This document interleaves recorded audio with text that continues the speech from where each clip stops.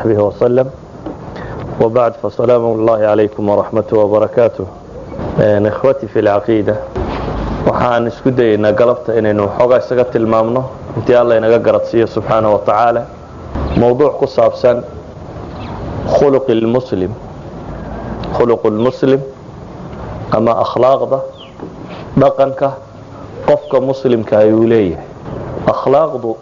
ma jeceli inaan erayga af carabi ahaan iyo istilaaxaadkiisa wax badan idinku mashquuliyo, laakiin waxaan isku dayayaa balmucda mowduuca inaan ka warramo. akhlaaqda marka la tilmaamo iyo qofka muslimka dhaqankiisa gaar loo sii tilmaamo waa shay runtii u baahan in badan dadka muslimiinta eegaan, weliba faciina dadka ah. waxaan u tilmaamayaa faciina waxa weeyaan ummadaha jiritaankoodu wuxuu ku xidhan yahay say isu dhaxal siiyaan waxay rumaysnaayeen iyo waxay ku dhaqmi jireen. waxaanad moodaa casrigan dambe in bulshooyinka dhaqamadoodii ay aada isu bedelayaan oo wadanadii xooga batay ama dadkii xadaaradoodu ay haalibka noqotay dhaqamadoodii ay noqdeen kuwa faashiga ama faafa ama kuwa xoogan ee dadku inta badan uu soo dhaweeyo ama daahiro noqday mujtamacaadka ka dhex muuqda. qofka bini aadamkaana suluugiisu ama dhaqankiisu waa dadnimadiisiiba. qofka dadnimadiisu maaha intuu joogiisu iyo dherarkiisu leegiyey ama inta quruxdiisu leegtay ama xataa thaqaafadiisu iyo garaadkiisu intuu leegyahay, waayo waxaasoo dhammi wax badan ma macneeyaan haddii qofka dhaqankiisu uu liito. qofka waxa tarjumo saxiixa ka bixiya qaabka uu u dhaqmayo maca allahi subxaanahu wa tacaala maca khalqi, sida uu la dhaqmayo ayaa waxay ka bixisaa qofka tarjumo dhaba. insaankana inta badan dhaqanka ka soo fula waxa uu si dhaba ugu xidhan yahay waxa uu rumaysan yahay iyo maskaxdiisa waxa maskaxdiisa ku guntan ayuu in badan ka soo fula. ilaahay waa ka qur-aanka ku tilmaamaya waalbaladu طayibu yakhruju nabaatuhu biidni rabbih والذي خبث لا يخرج إلا نكدا. إلهي وحليه سبحانه وتعالى dhulka fiican sida fiican alle subxaanaه wa tacaala uu abuuray markuu roobka iyo dee uu helo naxariista alle subxaanaه wa tacaala waxaa ka soo baxa baa ilaahay yidhi nabaadkii. dhulku laakiin marka horeba hadduu meel diriya iska ahaa ama meel tamuuxa iska ahaa ama meel fiican haddaanu ahayn qaadh unbaa ka soo baxa baa la yidhi, wax naf leh kama soo baxaan. idan waxaa la yidhaahdaa akhlaaqdu waxay ku salaysantah qofku wuxuu rumaysan yahay. sidaa ogeed baa la yidhahdaa dadka muslixiinta ah, dadka raba inay wax islaaxiyaan, waxa ugu fiicane ay ka bilaabaan waa inay noqotaa dadku waxay rumaysan yihiin. maa fi nufuus hadday islaaxdo nafta gudaheeda waxa ku jira afcaashan ka soo baxaysa iyo dhaqankiisan dabadeedna wuu hagaagaya. inta nafta waxa ku jirta ay xun tahayna lagama filayo in wax fiican ay ka soo baxaan. akhlaaqdu waxaan odhan karaa marka xadaaradaha ama laga warramayo waxaan lagu tilmaamo ilbaxnimada bini aadamka waxay ka mid tahay baa la yidhahaa miqyaaska lagu qiyaaso nolosha dadkaasi intay horu martay iyo intay dib u dhacday. mujtamacu markay akhlaaqdiisu fasaado bay yidhaahdaan waa astaan ama se digniin sheegaysa inay ummadaasi jabayso, xataa kuwa gaalada ah. xadaaraadka caalamka marka dib taariikhiyan loo raaca baa la yidhaahdaa ummad kastaa markay jabaysay waa markay xadiidka ku noolayd xagga akhlaaqda, markay aad meel hoose u gaadhay ayay sii jabaysay. walidaalika buu shaacirkii carbeed wuxuu lahaa waidaa usiiba alqawmu fii akhlaaqihim faaqim calayhim ma'taman wacawiila. yani idaa usiiba alqawm haddii duul buu lahaa akhlaaqdooda beledu yani xagga hadday mushkiladu kaga dhacdo faaqim calayhim ma'taman wacawiila. in ay tahay shaygani shayga ugu weyn waxa inoo tilmaamaya ammaanta ugu weynee nebi moxamed calayhi salaatu wasalaam ilaahay qur-aan ku tilmaamay waxaa ka mid ah wainaka lacalaa khuluqin cadiim. ilaahay nebigiisii markuu ammaanaya calayhi salaatu wasalaam ammaantu ku ammaanay waxa weeyaan wa innaka la ala khuluqin cadiim akhlaaq iyo sajiye iyo diin iyo dhaqan fiican inuu ku sugan yahay baa alla subxaanahu wa tacaala nabi maxamed ku ammaanay walidalik bay caaisha ridwaanullahi calayha waatii sheegaysayba haddaad rabtaan akhlaaqda nebiga kaana khuluquhu lqur'aan bay lahayd nebigaba calayhi salaatu wasalaam waxaa akhlaaq u ahaa qur'aanka bal waxaynu arki karnaa akhlaaqda toosinteedu inay tahay xadiidka nebiga calayhi salaatu wasalaam siduu ciladaba uga dhigay risaaladaba waxa lagu cileeyey in loo soo dejiyey un bitaqwiim alakhlaaq walidalik buu xadiidkii bukhaari adab ilmufradka ku warinaya xaakim iyo bayhaqina ay warinayaan suyuutina uu taxsiininaya wuxuu nebigu leeyahy calayhi salaatu wasalaam inamaa bucithtu liutamima makaarima alakhlaaq nebiguba wuxuu leeyahy calayhi salaatu wasalaam inamaa bucithtu waxa lay soo bixiyeyba waxaan rasuul u ahay ee bulshada laygu soo dirayba waa akhlaaqda keeda fiican inaan dhammaystiro buu nebigu yidhi calayhi salaatu wasalaam akhlaaqda keeda fiican inaan dhammaystiro bale xadiidka tirmidhi xasanun saxiixa waa ka nebigu ku tilmaamaya mu'miniintuba xataa iimaankoodu siduu u kala xoog badan yahay inuu yahay siday u kala akhlaaq fiican yihin akmalu lmu'miniina iimaana yani haddaynu dhi bulshooyinka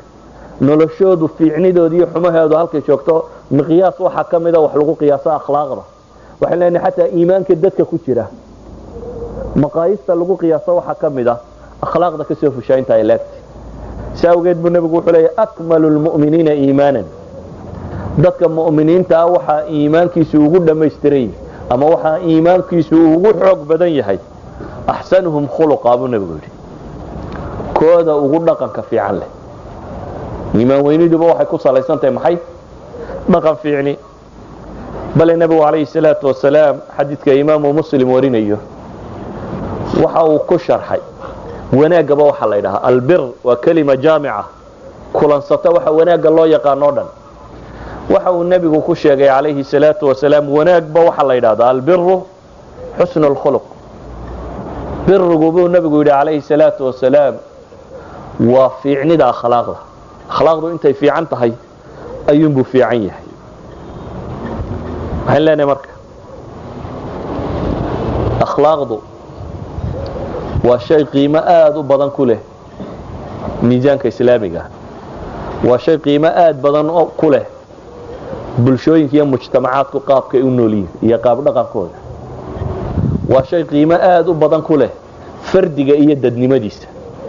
qofka bini aadamka iyo dadnimadiisa behaviorkiisa ama suluugiisa ama moralskiisa waxay ku tilmaamaan qofka bini aadamkii waa afcaashi ka soo fulaysaa nooca ay u egtay idan insaanku wuxuu qiimo leeyahay inta uu xambaarsan yahay akhlaaq nabiguna calayhi salaatu wasalaam wuxuu axaadiistaba ku tilmaamaya iimaanka ducfigiisa ama liidashadiisa iyo iimaanka weynidiisa waxa lagu kala eegaa inay tahay akhlaaqda fiican oo dhaqanka xumi wuxuu daliil u yahay ku tusiya ducfu liimaan ama se cadama wujuudihi iimaanka liidashadiisa ama se yaraantiisa ayuu ku tusinaya sidaa awgeed buu nabigu calayhi salaatu wasalaam markuu munaafaqa ka warramayay munaafaqa waxaa la yidhi calaamaduu leeyihi aayat lmunaafiqi halaath nabigu wuxuu yidhi calayhi salaatu wasalaam munaafaqa 3 calaamaa lagu gartaa munaafaqa qalbigiisa lama arkayo ilaahay unbaa og subxaana wa tacaala waxa ku jira laakiin afcaashiisa laga qiimayn karaa sidaa awgeed buu nebigu wuxuu yidhi calayhi salaatu wasalaam munaafaqaba aayadda lagu gartaa waa 3 idaa xadaa kadab hadduu warramo baa la yidhi waa beenaale been buu sheegaa xadiidkiisu ninka kan warkiisu sheekadiisa beeni kama madhna waidaa wacada akhlaf hadduu ballan qaado ama uu waxyabaho yidhaa waxaasaan yeelaya ama waxaas haynoo ahaato wixii ballanana wuu buriyaa buu nebigu yidhi calayhi salaatu wasalaam waidaa tumina khaan haddii la aamino na waxbuu khiyaameeya 3 khaslo ama 3 shay oo sifaadka liita buu nebigu tilmaamay sifaadka liita waxaa ka mid ah inuu qofku been sheego beentu horta beenaalu waa fulay marka koowaad waayo waa qof aan xaqiiqada waajihi karin beenaalu waa qof raba xaqiiqadu siday tahay inaanu waajihin inuu si waaqaca khilaafsan u sheego idan waxa ila calaamada koowaad ee beenaala lagu yaqaan waxa weeyaan waa qof fulay aan xaqiiqada waajihi karin xaqiiqada sideeda uma sheegi karo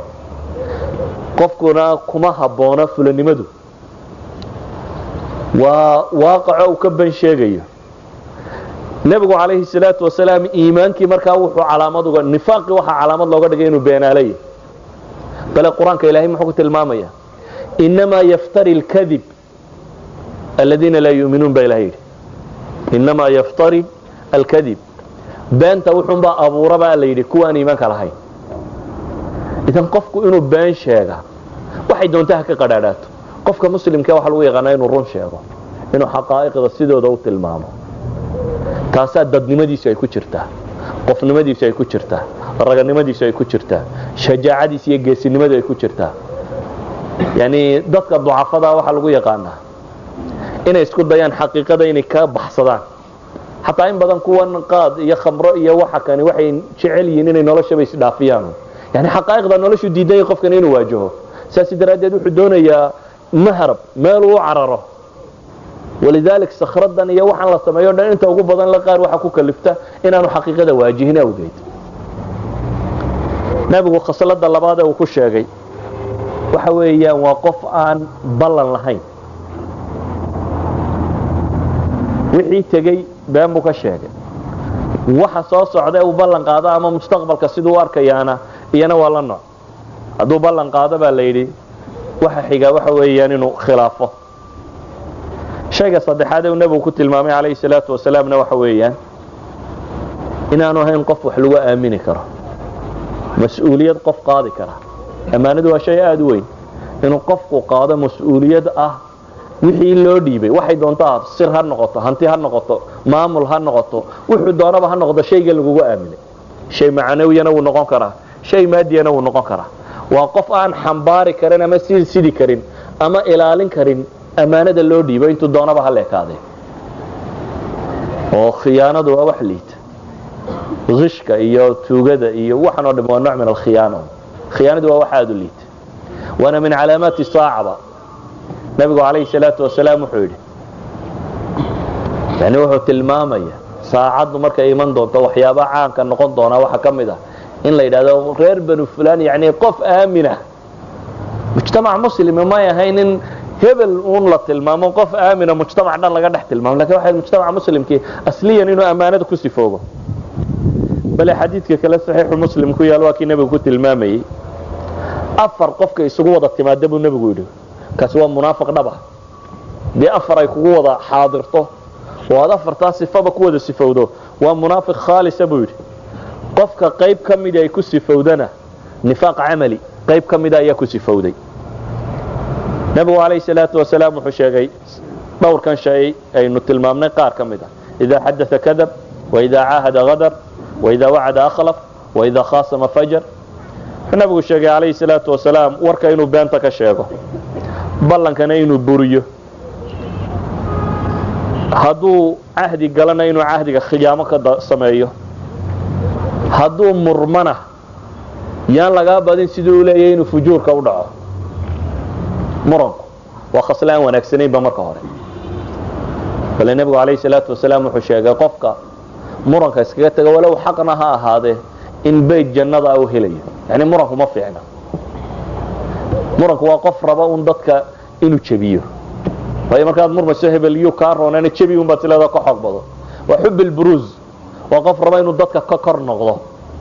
islaamkuna waxa uu amaana waa tawaaduc ay isu dhuldhiga iyo qofku inuu bulshadiisa kamid ahaado inaanu faanfaan iyo isla weynay ku jirin murankana asliyan ba waxad moodaa waa qof jecel inuu khasmigiisa ama cadawgiisa markasta inuu jabiyo xaq iyo baadil ma inaan laga gaar helin inaad soo taagnaato nabigu wuxuu yiri qofka markuu murmayo fujuurka gaadha kaasina baa la yiri isaguna waa khasla min khisal nifaq qayb kamida waxalana marka dhaqanka diintu baa ay sheegaysa ee dadnimadu sheegaysa yani fadaa'isha akhlaaqdu وفضائل الأعمال waa inta ugu badan leh wax bini aadamku qaybteeda ugu badan leh isku wada waafaqsan yahay waxaynu oran karnaa waa waxyaabihii diinta ugu soo hordegay bay ka mid tahay yani axkaamta sharciga inta badan madiinay ku soo degtay laakiin masaa'ilka caqadiga ah iyo masaa'ilka akhlaaqda ku saabsan inta ugu badan leh quraanka makiga baa ka warrama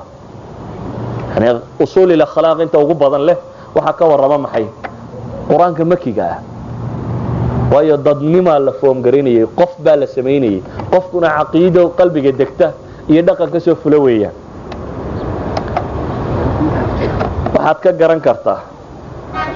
sida uu nabigu kaleey salaatu wasalaam u ilaalinayay hatta saxaabadu dhaqankay ku dhaqmayaan islaam ba maalin inaan yaro ay dhashay u yeedhay markaasay tiri kaalay hooyo timiraan ku siiyay nabigu wuxuu ku yidhi kaleey salaatu wasalaam timir ma siinaysa haabay tiri wuxuu yidhi haddaana timirta siin lahayn beenaalad baa lagu qori lahaa hadda ma aha war kaloo laga warramayo iyo sheeko kale waa ilmo in lagu sasabaanay haboonayn beentu cidnaba uma cuntanto qof yarna looma sheego qof yarna weligaa been ha u sheegi ka weynna ha u sheegi hadduu yar iyo hadduu weyn iyo qof walba waxaad isku daydaa inaad run kula dhaqanto si awgeed buu nabigu wuxuu ku yidhi islaantii haddaad intuu kuu yimaado aanad waxba siin lahayn aad ku qabsan lahayd oo kale beenaalad baa lagu qori lahaa waxa ka sii muuqaal badan oo aynu sii tilmaami karnaa masaa'ilkanu nabigu tilmaamay calayhi salaatu wasalaam xadiidka saxiixu muslimka ku yaala xudayfata bnu lyamaan markii iyo aabihii markay soo hijroodeen ayaa xudayfa mar dambe wuxuu ka warramayay wixii ka reebay inuu beder ka qayb galo xudayfa dagaalkii beder kamuu qayb gelin isagii aabihii toona aabihiina dagaalkii uxudba markay muslimiintu isdildilaysaa lagu dilay yani markii dadku isdhex galee la qaldamay iyadoo gaal la moodayaaba la dilay xudayfa wuxuu leeyahay aniga iyo aabbahay ayaa soo hijroonay dhexda markay marayeen bay quraysh qabatay oo beder yara dagaalkii u soo socda waxay ku yidhaahdeen waryaadheen maxamed baa doonaysaan waxaanu rabnaa bay yidhahdeen madiina hayaa ku socotaano madiinaanu ku soconnaa bay yidhahdeen waa iska tawriyaysteen dabeetana waxay yidhaahdeen ballan ma naga qaadaysaan haddaa maxamed u tagtaan iyo madiina markaad tagtaan inaydan la soo jihaad geli doonin la soo dagaal geli doonin ballan bay ka qaadeen ballanka ayaa lala gelayaa gaalo xagee ku socota nabi maxamed ku duulaysa calayhi salaatu wasalaam maxaa lagula gelayaa marka magaaladii tagtaan inaydan noo soo raacin nabi maxamed saas ma ballankaa ma nala gelaysaan aanu sii daynay sidii bay aqbaleen ballankii bay la galeen xudayfe iyo aabihii dabeetana madiinay qabteen nabiga calayhi salaatu wasalaam bay la kulmeen nabiga warkii bay u sheegeen waxay dhahay ilaahay rasuulkiisiiyo dhexda markay kula kulmeen sidaasaanu u soo baxan markaanu halkaa maraynayna nimankaa mushrikiintaana qabtay ballan baana lagu soo daayey ballankaasi wuxuu sheegayaa inaanan dagaalkaa maanta nimankaa quraysheed nimankaa gaaleed kugu soo wadan inaanan kula gelin nabigu wuxuu ku yidhi calayhi salaatu wasalaam insarifa iska taga buu ku yidhi nafii lahum bicahdihim wanastaciinu allaha calayhim buu nabigu ku yidhi iyagana ballankoodaanu u oofinaya allana waan u kaalmaysanayaa waxba ila dagaalgelina iska taga buu ku yidhi nabigu calayhi salaatu wasalaam ballanka la oofinaya yaa loo oofinaya waa gaal waana maxay nebi maxamed ha u gargaari ballana nebi maxamed ha u gargaari bimujarad inaad soo gasheen ballankaas nafii lahum cahdahum buu nabigu ku yidhi calayhi salaatu wasalaam ballankoodii baan u oofinayaa wanastaciinu allaha calayhim walidalik baa imaam الnawowi wuxuu leeyahay xadiidkan waxaa ka muuqda buu yidhi fiihi alwafaau bilcahd waxau kaloo sheegay imaamu nawowi markaas culammadu waxay isku khilaafsan yihiin buu yidhi asiirka maxbuuska lasoo qabsada ee muslimka ee gaaladu ay qabatay ee gaalada hadduu heshiis kula galo idinka baxsan maayo hadda waa maxbuus waana la qabtay waxaa qabtay cadow gacantiibuu ku dhacay cadowgii gaaleedee gacanta ku hayay buu ayay yidhaahdeen aad meelaha iska joogjoogtida ballan qaada inaad baxsanaynin inaad naga baxsanaynin hadduu ballan qaado buu yidhi an laa yahruba minhum فقال الشافعي وأبو حنيفة والكوفيون لا يلزمه ذلك بل متى أمكنه الهرب هرب. إمام الشافعي يا أبو حنيفة يا كوفيون توحيد هذا warkaasi ballanba ma aha waa nin la haysto una asiir wixii haday u suurta gasho iska tagaya. ama imaam Malik rahmatullahi alayhi imaam Malik wuxuu leeyahay yalzamu wa mar haduu isagu marka hore inuu diidabay hayd buu leeyahay imaam Malik haduu aqbalayba ballanka markii hore laazim bay ku noqonaysaa inaanu baxsanin buu leeyahay u joogo dii kale marka ugu horeysa ballanka waa inaanu galin. waxaad garan kartaa xadka ay gaarsiisan tahay ballan in la qaado oo la oofiyo meesha ay ka taagan tahay. waxaan leenahay marka qofka muslimka akhlaaqdiisu akhlaaq nafciya maaha yani akhlaaq ku salaysan markaad wax ku helaysana samee markaad waxba ku helayna dhaafa maaha. caalamka waxa laga yaabaa akhlaaqdu inay nafci tahay مثلا akhlaaq iqtisaadiya baa jira bay yiraahdaan oo qofka marka la train gareynayo wax la barayo waxa loo baraa مثلا shirkad baad ka shaqeynaysaa meel baad ka shaqeynaysaa waxa lagu barayaa customer serviceska qofka aad u shaqeynayso saad ula shaqeynayso maxay ku salaysantahay inaad u jajabnaato waxay dhahaa customer is always right ninka aad wax ka iibinayso ama wax ka gadanaya markasta isaga saxsan haduu isagu xanaaqaad ugu xanaaqi maysid haduu waayo lacagta jeebkiisa ku jirta rabtaa inaad qaadato. idan akhlaaqda uu ku siinayo مثلا ninka shirkadda leh ama mashruuc ama project kale waxa weeyaan in lagu yiraahdo customer services waa customer is always right ninka shaqaalaha ninka lacagta haysta isagu wax gadanaya markasta isaga xaq leh adigu hadaad shaqaalintay kama cadhaysiin kartid ma maagi kartaa waa ka ama marka halka laga baxo waxa doontaad sameyn kartaa yani waa akhlaaq nafci ku salaysan qofkan jeebkiisa inaad baarataan oo waxa ku jira saa uga soo reebtaan ay ku salaysantahay laakiin mabda kale oo insaaniyo ay ku salaysantahay ma jirto. islaamku hatta cilaaqaadka duwaliga akhlaaq buu ku salaysan yahay ma ha fardiga qura hatta cilaaqaadka duwaliga waxaad ka garan kartaa ghazwat Hudaybiya sulhu Hudaybiya maxaa dhacay muslimiintu iyo gaaladii heshiis bay wada galeen. Suhayl ibn Amr saxaabigii la oran jiray markaa mushrikiinta kamid ah nabigu waa ku heshiiska wada qortay. heshiiska waxa kamid ahaa in qofka muslimka ee ka yimaada xagga gaalada ee soo baxsada in la celiyo heshiisku ku jiray. heshiiskii la wadwado qoraalkiisii ayaa waxa soo galay Baba Jandal wiil uu dhalay odaygan qoraya heshiiska nabiga la qoranaya wiil uu dhalay oo maxbuus ahay intuu silsilada ku xidhay meel ugu xidhnayo la torture gareyn jiray ayaa intii ay dagaalka iyo xaggan ku soo maqnaayeen gurigii iyo meeshii ka soo baxsaday dabeetana wuxuu shiri maanta ma muslimku ugu dhow yahay halka nabiga iyo saxaabadii ay joogaan inaad ka gaadhi wuxuu soo galay markaa iyadoo heshiiska la wada galay ayuu soo galay. waxay noqotay markaa ninka kan inuu la kulmo goob muslimiintiina xagga joogaan gaaladina xagga joogaan laakiin heshiis la qorayo heshiiskana qodobadiisa ay kamid tahay in wixii muslimka ka soo baxsaday dib loo celinayo. odaygii Suhayl ibn Amr saxaabigii la oran jiray oo markaasi mushrika oo ninka Quraysh qoraya heshiiska dhankooda duqa wax uga qoraya ayaa wuxuu yiri kanina waa waxa ugu horeeya heshiiska kamid aan kugu eegayo Maxamedow kan wiilkan hadda soo baxsaday waa kowka heshiiska kamid ah. muslimiintii waxay aqbaleen in la celiyo waayo heshiis bay galeen sheegaya qadiyadatan maadaama ay heshiis galeen heshiisku waynu siisa u fulaa. idan akhlaaqda islaamiga ma laha in la yiraahdo war mala maslaxadu xagay inoogu jirtaa iyo xaggan baa muslimka u faa'iido badan kan baa u faa'iido ma aha. akhlaaqdu waa akhlaaq saadaradeed hadaad fardi la dhaqayso hadaad mujtamac la dhaqmayso haday dawlad dhaqmayso hadii xarbi lagu jiro islaamku akhlaaq buu leeyahay. dad dagaalansantii wax kasto gaala samayso ma lama ogola dumar in la dilo caruur in la dilo kan in la dilo waa lama ogola. waxaan leenahay marka akhlaaqda islaamiga waxa ay sheegaysaa qofka muslimka ah waa shakhsiya laga rabo inuu dhaqankan si dhaba u yeesho. iimaankuna waxa uu sheegayaaba iimaanku qofka qalbigiisa markuu dago waxa uu sheegayaa inuu mu'minku noqdo kariim qof gacantiisu ay furantay oo deeq badan oo jawaad ah oo dulqaad badan oo jaarka ku fiican oo waajibaadka ilaaliya yani waxaan oo dhan waxay sheegaysaa dhaqan.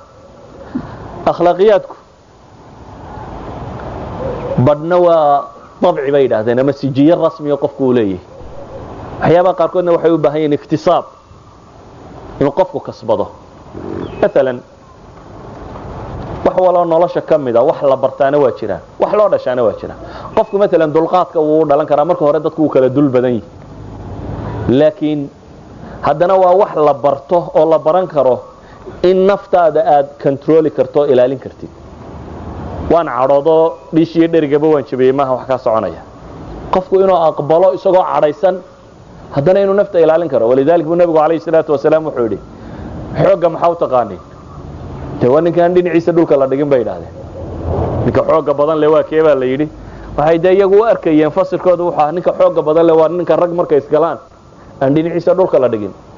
laysa shadiidu bisurca buu nabigu yidhi ka xoogga badan le ma aha ninka marka raggu isgalaan aan dhulka la dhigin kaa maaha ee waa buu nabigu ku tilmaamay alladii yamlik nafsahu cinda alghadab yani xadiidka maa macnaa wuxuu nabigu ku sheegay calayhi salaatu wasalaam waa ka naftiisa hanan kara markuu cadhoodo ninka xoog badan leh waa iyadoo naftiisa iyo acsaabtiisa iyo dhammi ay kacsan tahay ninka haddana dejin kara ee controli kara ee waan cadhooday aan wuxuu doono ku samayn karaynin waxaan leenahay markaa waxbaa la iktisaabi karaa laakiin qofku inuu akhlaaqda noocana iktisaaba waxay u baahan tahay isku day tiro badan leh iyo tijaabo tiro badan leh qof waliba markuu kelida yahay waxaad leedahay malaa cidi kaama dulqaad badna cidi kaama caynkana laakiin waxaad is ogaanaysaa marka lagu gugujeeyo ama lagaa gardaraado ama markaa xaalkaagu siduu noqdo markaasaad qiyaasi kartaa haddii aad meel weligaaba layska kaa ixtiraami jiray aad joogto oo uun waa hebel la odhan jiro lagu wada ixtiraami jiro cid weligaa muuqan mayso dulqaadkaagu intuu leegi laakiin haddaad soo dhex martay un bulsho inuun isjiijiidanaysa ama mashkilad markaasaad is ogaanaysaa naftaadu inta ay tamarteedu leegtay akhlaaqda keeda xun iyo keeda fiicnina waxay la mid tahay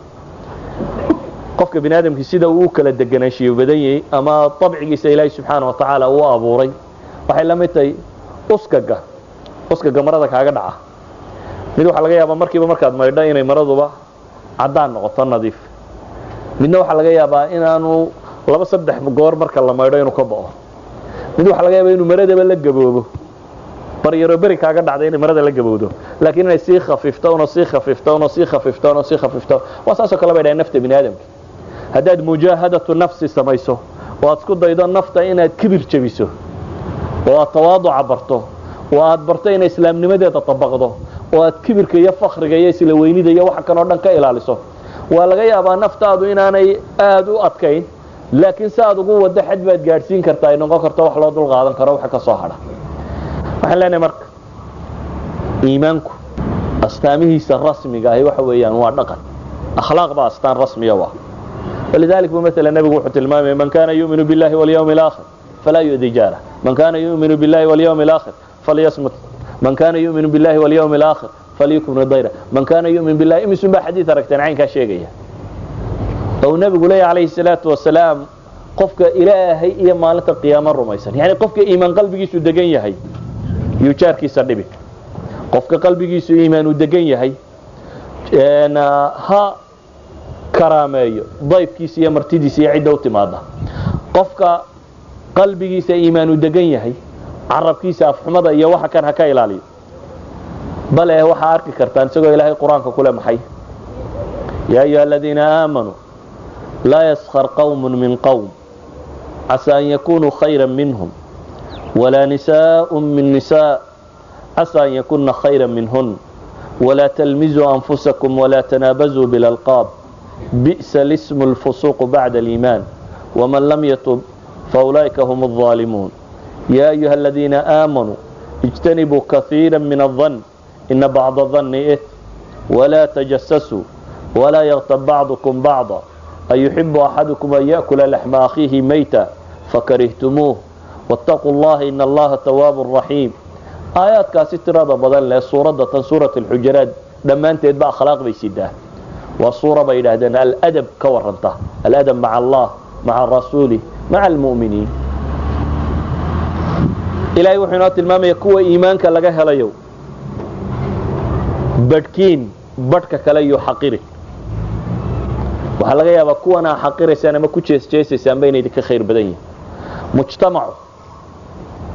أخلاقيات مجتمع عدم يوبا هي وحكم ده inuu dareemo cadaaladda iyo sinaanta iyo midnimadiisa inaanu mujtamacu noqonin qaarna qaar la kor yeelo sabab kasta ha lagu kor yeelo waa nin maalqabeen oo inta maal kale halkaa la fadhiisiya waa madax oo meel gaaray fadhiisataa waa culimo ama waa dad waa in gaara uun si gaara loo weynweyneeyo loo buunbuuniyo dadka kalena la liido islaamku waxa weeyaan inaan qofna la xaqirin muslima qof muslima inaan la xaqirin waxa uu alla tilmaamaya subxaanahu wa tacaala warna fihiina ha ceebaynina baa layidhi walaa talmizu anfusakum muslimiintii o dhan naf qudha laga soo qaaday naftiina ha ceebaynina warnaanays ha isugu yeedhina baa layidhi dhaqamada ugu xunxun ee soomaaliyeed ay gaarka ku tahay yaanan caalamka intaan meel marayay arag dad kula nooca naanaysta ka mid ah mujtamacaadka kale waxyaabaha ugu badan qofka bini aadamka khaatirkiisa way dhowraan xataa kuwa gaalada ah qofku meesha uu u liito inta badan magac ugama dhigaan soomaalida waxa ugu badan qofka la eegaya halka aad ugu yara nuqsaanta leedun baaba magacaaga ah cawarow langadhow luglow feedow madaxayow gacmayow waxaanay sheegayaan waa lagu eegayaa meesha lays yidhaahdaba qofkan halkaas buu iin ka leeyay inta lagu baadho halka in uun aad ku leedahay baa lagaaga dhigayaaba shakhsiyadaadaba inay halkaasi matasho dabeetana iyadii baa magac kuu noqonaysa waa yacni nooc liidnimada ka mid ah inaad qof bini aadama intaad baadho halka aad tidhaahdo wuugu liitaa unaad astaantiisa ka dhigtaba lagu garto ilaahayna wuxuu leeyahy subxaana wa tacaala walaa tanaabazuu bilalqaab bi'sa lismu lfusuuqu bacda aliimaan warnaanaysahayo waxaana isugu yeedhina baa la leeyahy subxaana wa tacaala faasiqnimo iimaan dabadeed yani kanbaa u xun ilahay wuxuu leeyahy subxaana wa tacaala ha isxamanina mujtamaca haddaad ogtay cirdigaagu inuu nabadgelayaan cidi ku xamanaynin qof fakuur oo wasni mujtamaca kule baad noqonaysa laakiin haddaad ogtay markaad dhaqaaqdaba inay wax kaa sheegi doonaan waa waxyaabaha ugu badan ee mujtamacaadka waxyeela waxaa ilaahay tilmaamayaa malaha dhaafa iyo qofka tuhumaadkan tirada badan leh ha isjaajuusinin oo ha isbaadhbaadhina waxaasoo dhan waxaa laynooga reebayaa in la helo qof muslima oo toosan qof muslima oo quman bale waxaa laynoo tilmaamaya xataa warkaa haddii lagu soo gaadhsiiyo qof mu'mine lagaa gaadhsiiyo inaad mawqif fiican iska taagto lowlaa id samictumuuh danna almu'minuuna waalmu'minaatu bianfusihim khayra waqaaluu hada ifkum mubiin ayaa ilaahay tilmaamayay subxaana wa tacaala waxaan leenahay min muqtada aliimaan waxaa ka mid ah inuu qofku naxariisto waa akhlaaq islaamka looga baahanya qofka muslima inuu barto waxaynu odhan karnaa akhlaaqdu islaamiga ahi waxay kaga soocantahay waxa kale way ka guda ballaadhantahy waa cilaaqadu qofku alla la leeyahay subxaana wa tacaala ikhlaas bay ku salaysantao nooc min alakhlaaqa sir alle iyo addoonkiisa udhaxeeya cilaaqadu qofku naftiisa la leeyahy iyo walaalihiisa kale iyo basharka kale cilaaqadu la leeyahy bale akhlaaqda islaamiga waxay gaadhsiisantahy qofku xidhiidhka uu la leeyahay xataa dhirta iyo maxay iyo xayawaanka u fiirso nebigu calayhi salaatu wasalaam wuxuu tilmaamayay haweeney baa naar gashay buu nebigu yidhi haweeney ayaa naar ku gashay bisad xadiidkii bukhaari waayo akhlaaq xumay kula dhaqantay bisada way xidhatay may sii daynin buu nebigu yidhi xashiishkeeda ha soo cuntee waxna may siinin waxa uu nebigu calayhi salaatu wasalaam axaadiista bukhaari maalan ku tilmaamaya haweeney baqiya oo gabadh xuna ayaa ilaahay dembigeeda wuxuu ku dhaafay ey haraadan ay waraabisay eygu waa shay liitaa laakiin bimujarad inay u naxariisatay oo ay haraadan intay la kulantay ay u naxariisatay ayaa ilaahay subxaana wa tacaala dembigeeda ku dhaafay qofka muslimkaa uma banaana xataa dhirtan iyo waxaan inuu iska googooyo waayo ilaahay baa wuxuu leeyahy wallahu laa yuxibu alfasaad laa tactaw fi lardi mufsidiin walaa tactaw fi lard ifsaadka dhammaantii ma banaana bale waa kii nebigu nahiyey calayhi salaatu wasalaam xayawaanka maalan in qardi laga dhigto wax lagu dhugtamo inaad ka dhigataa la nahiyey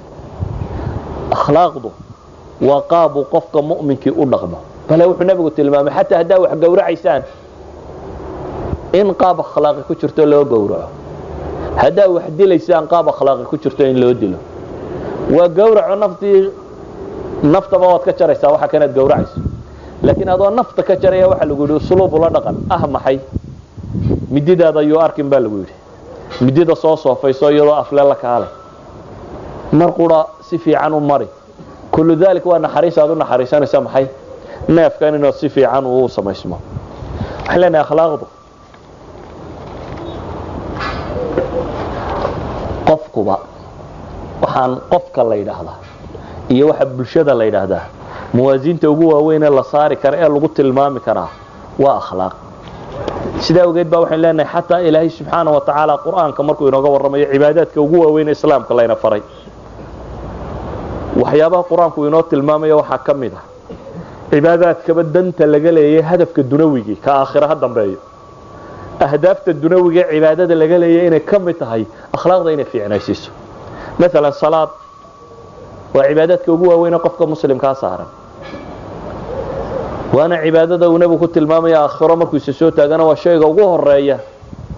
ee acmaasha Allah ku saabsan ee lagu xisaabiyo haddana ilaahay markuu tilmaamay waxa la yiraahdaa waqimis salaah inna salata tanha 'anil fahsha'i wal munkar min ghaaya salaada loo oogayo waxa kamid ah inay reebayso maxay qofka inay ka reebto al fahsha' wal munkar inay xumaa ka reebayso walidalik inay dunuubta maydhayso inay qofka dhaqankiisa hagaajinayso sida awgeed ayuu nabigu calayhi salaatu wasalaam wuxuu inoo tilmaamay mesela zakka ayaa la sheegay zakada waxa la yidhi ka qaad khud min amwaalihim sadaqatan tutahhiruhum baa la yidhi wa tuzakkihim taskiyatu nufus ay samaynaysaa baa la leeyahay oo waa maxay arkaanta ugu waaweyn ee akhlaaq xumada qayb kamid ay tahirtaa shuxiga iyo bukhliga iyo kuwaasi waa akhlaaq xumada waxyaabaha ugu waaweyn bay kamid yihiin in qofku shaxiix noqdo oo idhaa waa kaygii uu isagu wax lahaada ma ina basharku inuu wax u dhiiba ama wax siiyo inuu diida waa akhlaaq aad u liidata walidalik ay nabigu calayhi salaatu wasalaam uu ku tilmaamay yani bukhligu waxyaabaha lagu halaagsamay inuu kamid yahay ilaahina wuxuu ku tilmaamay khud min amwaalihim sadaqa tutahhiruhum wa tuzakkihim biha bale waxaynu leenahay soonkii ayuu nabigu calayhi salaatu wasalaam wuxuu ku tilmaamay hadaan soonkiinu idinka celinaynin qowlu zuur iyo wal amal bih iyo xumaha soo dhan hadaan idinka reebaynin inaan ilaahay baahi u qabin bada cunadiina inay iska deysaan yani soonka qadaayadka ugu waaweyn ee loo soomayo acmaasha aakhiro iyo waxay ka tarta marka laga yimaado inay tahay qofku adduunka in akhlaaqdiisu ku fiicnaato oo uu barto bishatan inay tahay bil training uu qofku galo uu baranayo naftiisa sidoo hanan lahaa u ilaalin lahaa uu control kari lahaa halanay waxa la inooga baahan yahay ummadda hadaynu rabno inay jirto waa inaan isku daynaa ummadda dhaqankeeda inaynu wax ka bedelo keeda weyn iyo keeda yar sida ay wada dhaqmaan ardayga iyo macallinku sida ay wada dhaqmaan ka maamulka dawladda haya iyo shacabku sida ay wada dhaqmayaan keeda cuqaash iyo salaatiinta iyo mujtamacooda caadiga sida ay wada dhaqmi karayaan qof kasta oo muslima iyo sidaad ula dhaqmi lahayd haddii xidhiidhkaasi uu hagaago everything else wax kasto kale oo aad u baahantay way hagaagayaan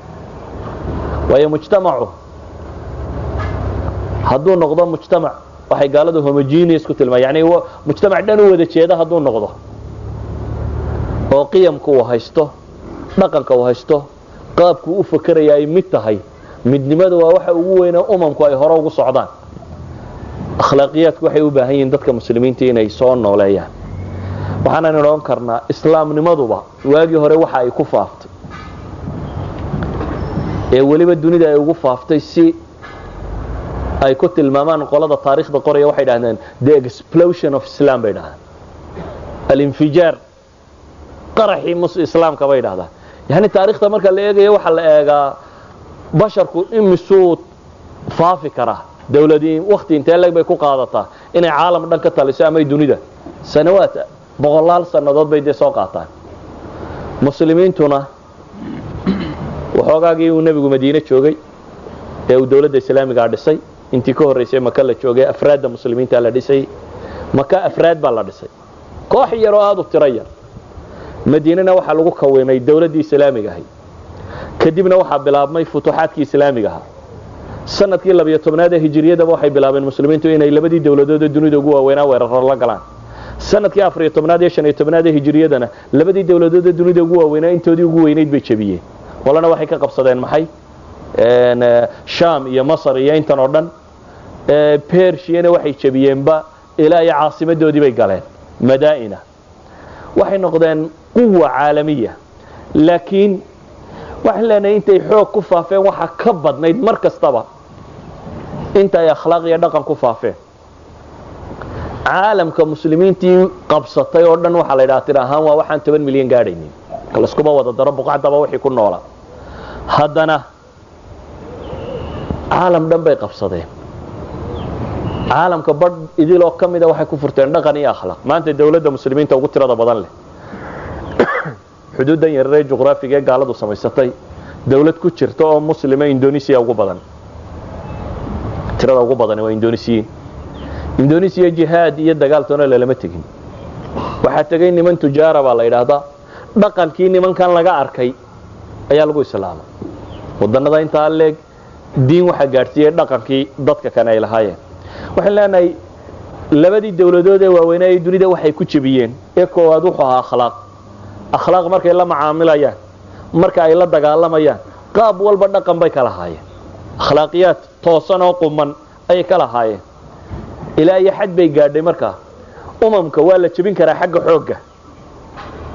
laakiin ma fududa umadu waxay rumaysantahay qaabkii u fakaraysa inaad jabisaa yani dal intaad ku duusho xoog inaad ku qabsato waa suurtagal laakiin dal intaad tagto oo furato in dadku ay isbedelo oo afkiisa iyo diintiisiiba uu ilaaba wax fudud maaha muslimiintu waxay sameeyeen caalamul islaami dunidan intay qabteen ayay dhaqankoodii iyo akhlaaqdoodii waxay dadka kala bartay in dadku ka tago diimihii iyo afafkii ay haysteenba oo loo guuro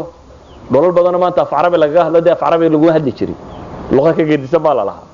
oo caalamul islaamiga kamida ama dad badan maanta Carab sheegta dad Carab ma ahayn asliyan laakiin waxa bedelay waxaan oo dhamay wuxuu ahaa dhaqan islaamiga iyo qaabka ay ula tageen dadkan muslimiintii oo waxaan leenahay xad bay gaadheen iyaga laga doorbido dawladihii ay rideen iyo wixii ay ka tageen oo dhan waxaynu u baahanay marka haddii aynu rabno inaynu islaam soo celino iyo haddaynu rabno mujtamac muslima oo kooban xataa inaynu samayno iyo haddaynu rabno qof muslima oo fiican inaynu noqono qura qof bini aadam oo shakhsiyad muctabar leh ah noqon kara waa inuu qofku ku xisaabtamo afcaasha ka soo fulaysaa noocayti waa inuu qofku tijaabiyaa qof kastoo muslimi waa kastoo u bariya in iimaan u kordho akhlaaqina u kordho dhaqan inuu ku kordho waxay yiraahdaan culimada nafsiga kuwan yiraahdo dadka bay yiraahdaan in badan oo kamid ah acmaashiisa aqligu ma xukumo bay yiraahdeen bulshada wuxuu ka arko taqliid baa iska xukuma dhaqamo badan bay dadku sameeyaan waanu ka fikirin war waxan ma sax ma qalad baa soo dadnimadaada ku yi laakiin dadku sameeyeen buu arko iska sameeyay dadku qayilayeen buu arko iska qayilay dadku sigaar cabayeen buu arko iska cabay muu eegin ba war sigaarku horta maxaa laga helaa kuwan cabaya maxay ku qabaan balada waxay had qofku aqliga markuu isticmaalayo inuu ka fikiro kuwan maxay ku qabaan waxa kan laakiin bimujarrad dadkaas sameeyeen inuu sameeyo waxa leenahay waxaynu u baahanay ee ugu weyn waliba mujtamacana aynu ku noolay maanta uu u baahan yahay waxa weeyaan in revolution thawra inay dhacdo akhlaaqdi way dhimatay tii rag iyo dumarka u dhaxaysay way baabaaday tii waalidka iyo ilmihiisa u dhaxaysay way baabaaday tii macalinka iyo ardayga u dhaxaysay way baabaaday kii dawladda xafiiska fadhiya mujtamaca u imanaya u dhaxaysay way baabaaday kii tabiibka iyo maridkiisa u dhaxeeyay way baabaaday yaani maqaayistii waxay isu bedeshay maqaayistii reer galbeedka iyo maadada ku xisaabtamay waxan maxay iga soo galayeen baa qofku leeyahay haduu isleeyahay lacag baa ka soo galaysana wadaya hadii kalena uu ka tagaya laakiin asalku wuxuu ahaa qofka muslimka ahi inuu u fakaro qaabku u fakari la qofka muslimka waxaan rabaa inaan hadalkayda ku badin laakiin kelmado qaadan kartaan inaan idin dhaxdo daynu rabno inaynu bulshada wax ka bedelo waxaynu u baahanay koow inaynu nafaheena wax ka bedelo in Allah la yughayyiru ma biqawmin hatta yughayyiru ma bi anfusihim mu'taqadkiyo waxaynu rumaysanay inaynu saxno kadibna suluuga iyo dhaqankaynu haysanay inaynu saxno dadku dhaqan buu ku islaami karaa dhaqan ayaa qofka diinta soo gelin kara qura oo lagu la dhaqmo taariikhda islaamigana waa masaa'ilka ugu mashhuursan ee ugu caansan dad ay deeq ku soo geliyeen diin dad ay si fiican ay ula dhaqmeen dulqaad iyo xilmi ay ula yimaadeen akhlaaq iyo dhaqan fiican ay kula dhaqmeen taas baa qofka keenta in uu soo dhawaado waxaan filayaa dadku way hor fadhiya waxa u badan tahay dhalinyaro da'yar waan odhan karo waa da'da revolutioniska samaysa isbedelada mujtamaca waa da'da samaysa da'da weyni inta badan way fakartaa waana laga yaabaa manaahijta ama qaabka loo fakarayo mujtamaca inay wax ka bedasho laakiin xoogga dhabta ee bulshooyinku ay leeyihiin waa da'da yar xataa ambiyada dadka ugu badan ee u gargaaray waa shabaab marka dib ugu noqotay taariikhda dib u daraasayso shabaabku waa xoogga qura ee wax bedeli kara laakiin hadduu shabaabka laftiisu mufsid uu yahay ama akhlaaqdiisu ay liidato isna waxba ma bedelayo shabaabku inta ugu badan le mustaqbalkay ka fakaraan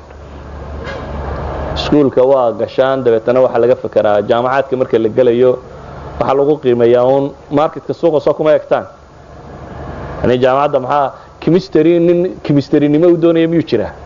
ama physicsnimo u baro ama engineernimo u baro waxba ku fali maysid waayo aakhirana ilaahay looguma dhawaado dunidana qofka waxma dheeraysiiyo laakiin maxaad raadinaysa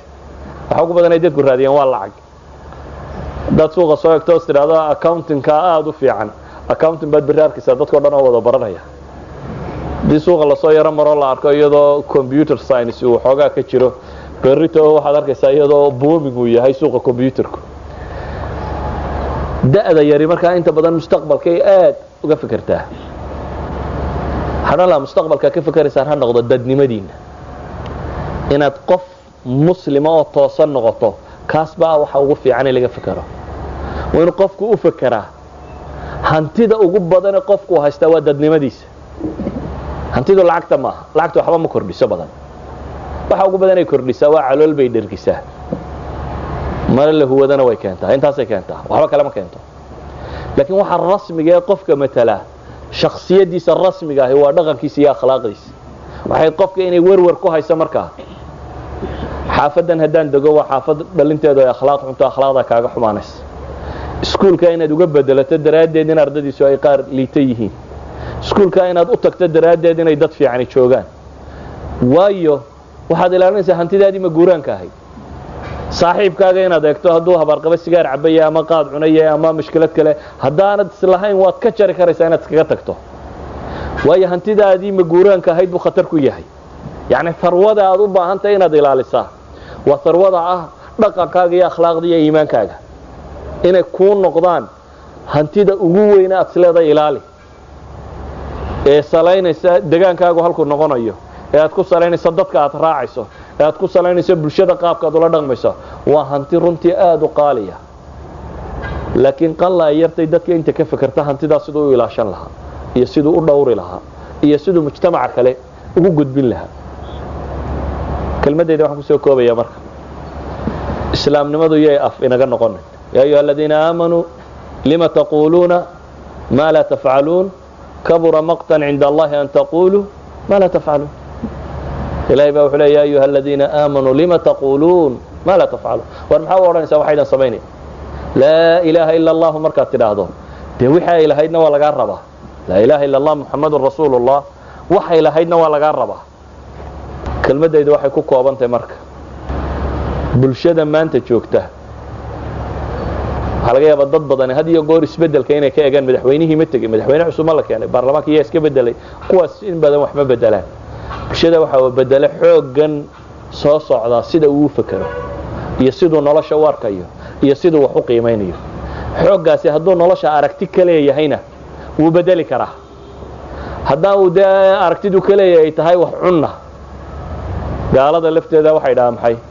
ha u noolaanin bay dhahaa inaad wax cunto ee wax u cun inaad noolaato bay dhahdaan yani ha u noolaanin inaad wax cunto noloshaadu hadday noqoto in xoolasaad u heshaayo xoog iyo wax la cuno marka noloshaadii cunnaa kule adiga cunnaata laakiin u noolow bay yidhaahdaan wax u cun inaad noolaato mujarad cunnadu ha kuu noqoto waxaad nolosha ku kaalmaysanayso laakiin noloshaada qiimaheedii yay noqonin waxaan idinkula dardaarmaya waxa weeyaan inaynu dabaqno islaamnimada aynu wada rumaysanay laa ilaaha illa allah muxamedun rasuulullah aynu wada rumaysannahay inaynu si fiican u dabaqno oo nolosheenna ku dabaqno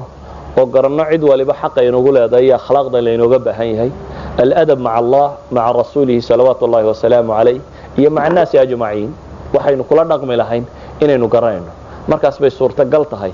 inaynu noloshanna wax ka bedelno thawrana samayn karnaa thawro dhab ah baynu mujtamaca ku samayn karnaa haddii dhaqankeenaasi isbedelo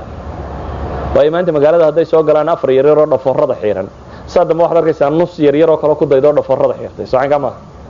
ama haddii tviyada la daadaawado iminka waatan la leeyahay caagii yaraabaa dunida o dham isugu timi oo la eryaya kubaddii dunida ay sheegaan waa jas malhaa waa wax bini aadamka lagu mashquuliyo waxa laaliya waxay yani nimanka reer galbeed waxa ugu weyn